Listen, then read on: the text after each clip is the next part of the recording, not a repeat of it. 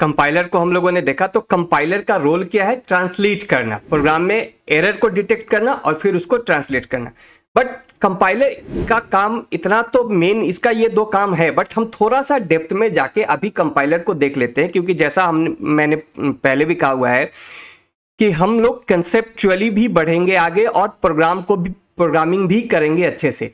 तो ताकि चाहे बीटेक के स्टूडेंट हो, चाहे एमसीए के या बीसीए के, वो किसी भी तरीके का कॉम्पिटिटिव एग्जामिनेशन का प्रिपरेशन कर रहे हो या सॉफ्टवेयर डेवलपमेंट में जाना चाहते हैं, सबके लिए जरूरी है कि कंसेप्ट्स को ज्यादा डेप्थ में समझते हुए भी चले साथ ही साथ।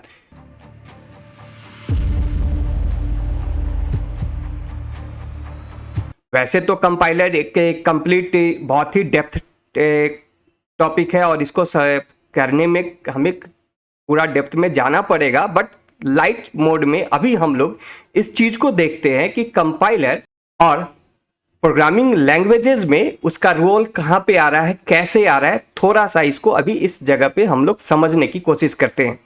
तो सबसे पहले अब हम जैसे जानते हैं कि प्रोग्रामिंग लैंग्वेजेस का यूज करके ही हम प्रोग्राम को लिखते हैं। तो प्रोग्रामिंग लैंग्वेजेस का जब हम यूज करते हैं, तो जैसा हम लोग जानते हैं प्रोग्रामिंग लैंग्वेज जो है एक तरीके का वो एक लैंग्वेज है, जैसे इंग्लिश लैंग्वेज होता है या हिंदी लैंग्वेज होता है, तो वो भी एक लैंग्वेज है। अब इस लैंग्वेज में हम लोगों को कंपाइलर तो मिलेगा ही, कंपाइलर का यूज तो करना ही है, बट इसके अलावे हम लोगों को और क्या चीज यहां पे मिल रहा है?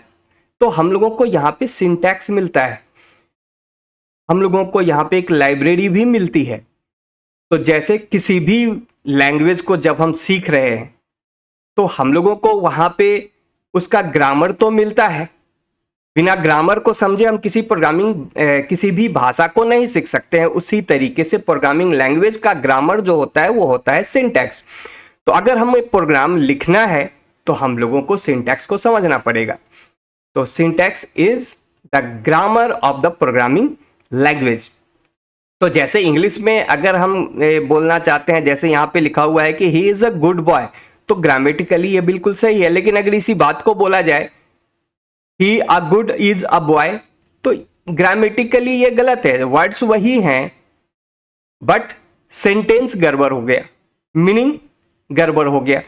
तो ग्रामेटिकली ये गलत है। हम बोल देंगे, सुनने वाला बातों को समझ लेगा, बट हम प्रोग्राम जब लिखते हैं तो प्रोग्राम में सिंटैक्टिकली हम लोगों को करेक्ट लिखना होगा। हम अगर कुछ भी गलत लिखेंगे तो कंपाइलर उस गलती को डिटेक्ट कर लेगा और प्रोग्राम को आगे बढ़ने नहीं देगा।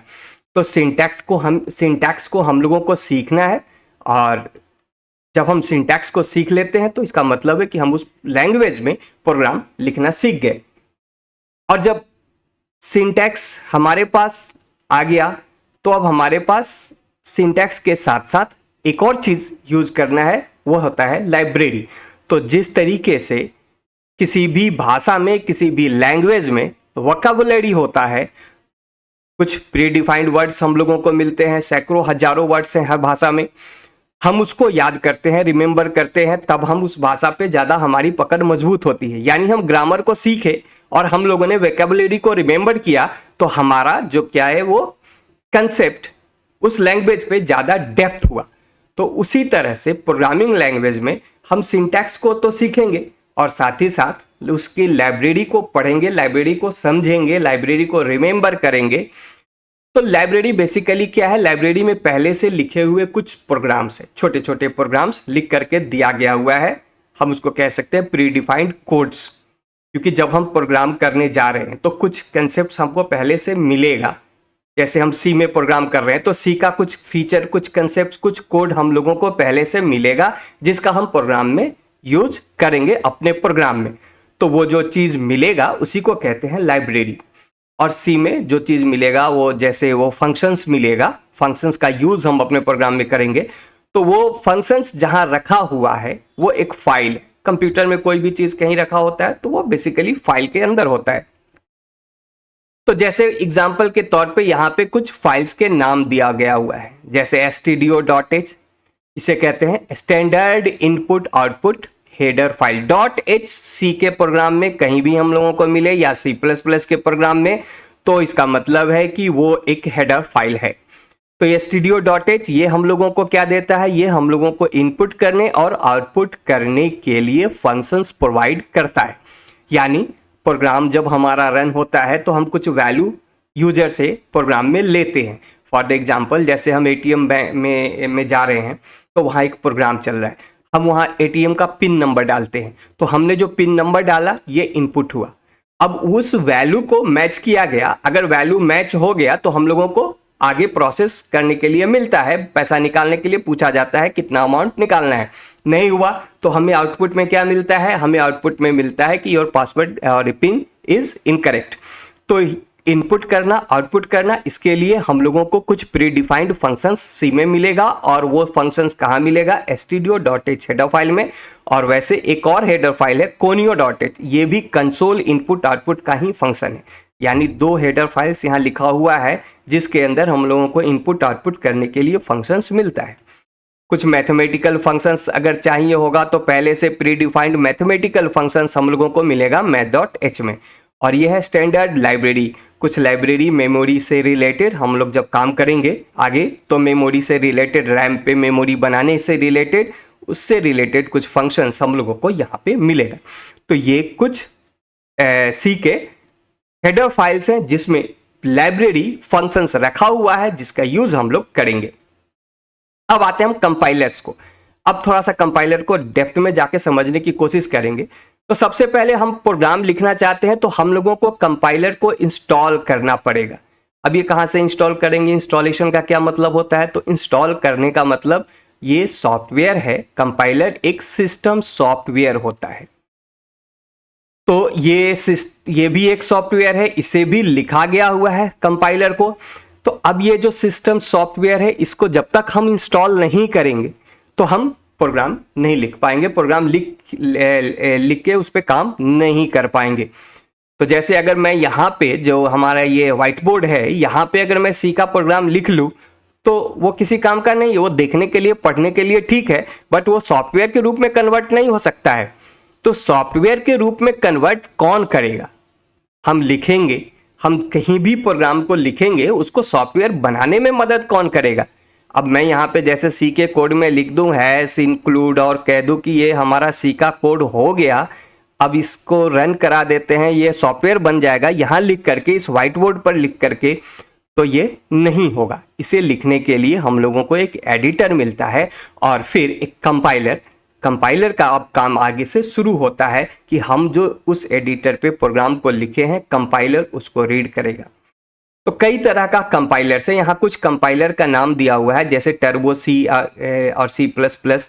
ये पहले यूज होता था शुरुआती दौर में, 90s तक ये बहुत चला, बट 90s के बाद इसका यूज कम होने लगा क्योंकि जो हमारा 90s के बाद जो ऑपरेटिंग सिस्टम आया, तो 90s के पहले का जो ऑपरेटिंग सिस्टम था, उसके बाद का जो ऑपरेटिंग सिस्टम्स आना शुरू हुआ, 2000 से जो हमारा ऑपरेटिंग सिस्टम आया वो काफ़ी एडवांस्ड ऑपरेटिंग सिस्टम्स आने लगा। जैसे अभी हमारा जो ऑपरेटिंग सिस्टम चल रहा है विंडोज़ 10 या 11 या लाइनक्स का भी एडवांस्ड वर्जन्स आ गया।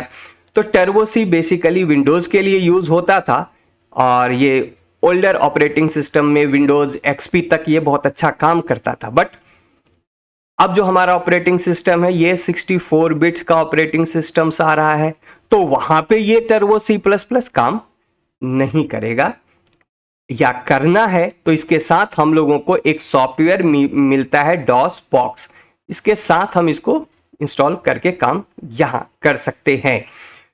इसको हम इंस्टॉल करना देखेंगे आगे। अगला है TCC, ये भी एक अच्छा कंपाइलर था, SDCC, GCC। तो GCC अब हम लोग जो हमारा विंडोज़ 10 या विंडोज़ 11 ऑपरेटिंग सिस्टम्स है, इस पे काम करने के लिए हम लोग GCC को ही यूज़ करेंगे और मैक ओएस पे काम करने के लिए Clang को यूज़ करेंगे। तो ये हम लोगों का कुछ कंपाइलर्स है, सॉफ्टवेयर्स है जिसको हम इंस्टॉल करेंगे और तब हम काम करना शुरू करेंगे। अब ये कंपाइलर, अभी हम लोगों ने देखा कि हम प्रोग्राम लिखते हैं, तो जिस प्रोग्राम को हम लिखेंगे वो हमारा है सोर्स कोड, और सोर्स कोड .c नाम से सेव किया जाएगा। कंप्यूटर में जब भी हम कोई फाइल क्रिएट कर रहे हैं तो उसको एक एक्सटेंशन देना होता है, उसका दो नाम होता है, जैसे हमने फाइल का एक नाम रखा ABC, अब ये ABC एक फाइल बनाइए, उसके बाद .c, तो दो नाम हुआ, इसे कहते हैं एक्सटेंशन, एक्सटेंशन नेम। अब ये एक्सटेंशन नेम क्या बता रहा है? एक्सटेंशन नेम बताता है कि फाइल किस टाइप का है। जैसे अगर मैं सेव करूं abc.doc, तो ये .doc भी abc नाम से है और .c भी abc नाम से है, लेकिन दोनों में अंतर क्या है? .doc देख करके ऑपरेटिंग सिस्टम समझ जाएगा कि ये एक विंडोज वर्ड का फाइल है और ये एक C का फाइल है। तो C के फाइल्स का एक्सटेंशन .c चलता है। हम नाम कुछ भी रखें, एक्सटेंशन नेम हम लोगों को .c देना होगा और उसको हम कहते हैं सोर्स कोड। तो हम प्रोग्राम लिखेंगे .c से, उसको सेव करेंगे और फिर अपने सोर्स कोड को सबमिट करेंगे कंपाइलर पे। तो कंपाइलर इंस्टॉल होगा हमारे पास सिस्टम में, हम अपने प्रोग्राम को कंपाइलर पे सबमिट करेंगे, कंपाइलर उसके ऊपर कुछ टास्क को परफॉर्म करेगा, परफॉर्म करने के बाद फाइनली वो हम लोगों को एक फाइल देगा जिसे हम लोग कहेंगे .obj फाइल, जो कि एग्जीक्यूटेबल है। यानी अब जो हमारा फाइल .obj जो कंपाइलर हम लोगों को दिया, अब वो फाइल क्या है? वो एग्जीक्यूट हो सकता है, वो एक सॉफ्टवेयर के रूप में हमारे पास आ चुका है, उसको हम कंप्यूटर पे रन करा सकते हैं। तो फाइनली हम लोगों को कंपाइलर ने ये करके दे दिया।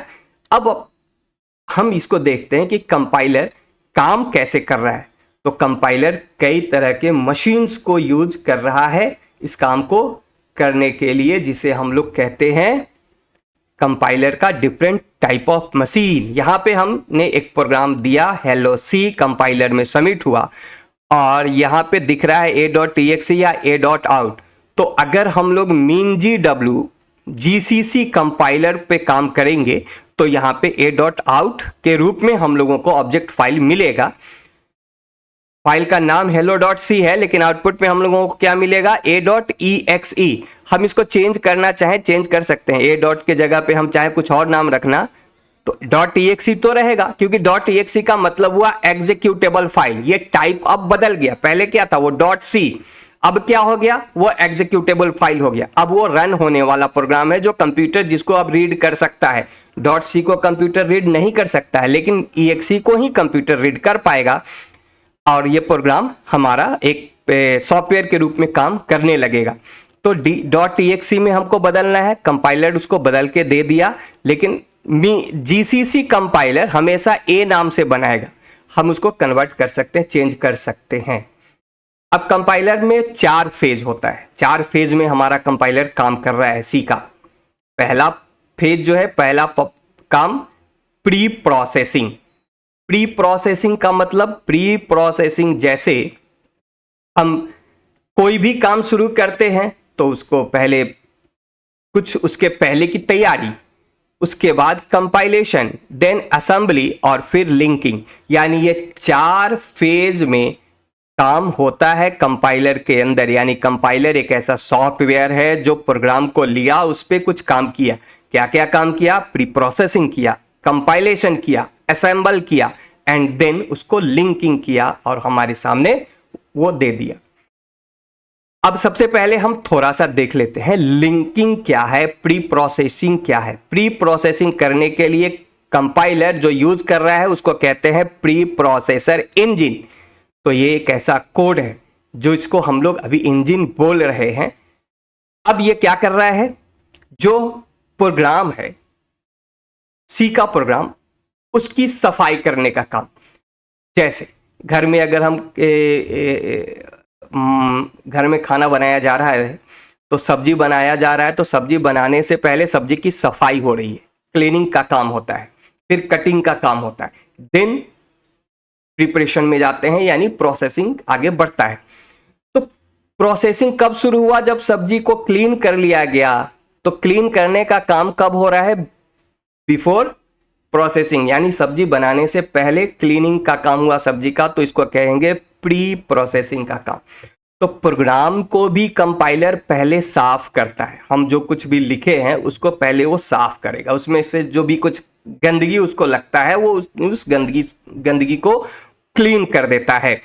यानी कि जैसे प्रोग्राम लिखते समय हम कहीं कहीं पे कमेंट्स लिखते हैं, तो कमेंट्स क्या होता है बेसिकली, जैसे हम प्रोग्राम लिखते हैं ना, तो कुछ चीज़ हम चाहते हैं कि हम अपने लिए इंफॉर्मेशन लिख लें, उससे सिस्टम को कोई मतलब नहीं है, कंप्यूटर को कोई मतलब नहीं, कंपाइलर को भी कोई मतलब नहीं उससे, तो हम कमेंट्स लिखते हैं। तो कमेंट्स लिखने का रूल है कि हम इस तरीके से स्लैश दे करके कमेंट्स यहाँ पे लिखेंगे।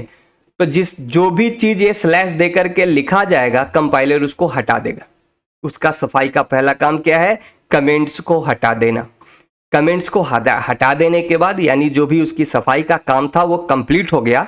अब क्या करता है प्रोग्राम में, वो कुछ बाहरी फाइल्स, जैसे अभी हम लोगों ने देखा कि लाइब्रेरी फाइल्स है, तो जो लाइब्रेरी फाइल्स जैसे इनपुट आउटपुट करना तो है ही हमें हर प्रोग्राम में, तो हम studio.h जो हमारा हेडर फाइल था उसको अपने प्रोग्राम के साथ कनेक्ट करेंगे। तो कनेक्ट करने का काम जो है, ये प्रोग्राम पे जो हमारा काम चलेगा उससे पहले का है। यानी जो भी लाइब्रेरी के फाइल्स हैं उसको हमारे प्रोग्राम फाइल के साथ जोड़ना है, ये पहले का काम है। तो ये हुआ प्री प्रोसेसिंग का, लिंकिंग का काम। तो ये क्या करेगा, जो भी हेडर फाइल्स है, जो बाहरी फाइल्स है, जो सी का हमारे प्रोग्राम का फाइल नहीं है, उन फाइल को लिंक कर देगा। तो प्री प्रोसेसिंग में दो तरह का मेन काम है, एक होता है क्लीनिंग और दूसरा होता है एक्सटर्नल फाइल्स को प्रोग्राम के फाइल के साथ जोड़ देना। जैसे ही ये काम खत्म हुआ, तब अगला काम शुरू होता है कंपाइलर इंजन का। अब यहाँ पे कंपाइलर इंजन 4 काम करता है। सिंटैक्स को चेक करना, यानी जो हम प्रोग्राम लिखने का जो नियम, जो रूल्स डिफाइन किया गया, जो ग्रामर बताया गया, उस ग्रामर में हम लोगों ने कोई गलती तो नहीं की, लिखते समय कुछ गलती तो नहीं कर दिया। जैसे अभी हम लोगों ने बोला कि he is a good boy को अगर हम बोल दे ही बॉय इज़ अ गुड, तो लोग उस बात को तो समझ जाएंगे, लेकिन कंपाइलर उस चीज़ को एक्सेप्ट नहीं करेगा इस तरीके की गलती को। यानी प्रोग्राम लिखने का जो नियम है, जो रूल है, बिल्कुल फॉलो करना है, तो कंपाइलर उसको चेक करता है।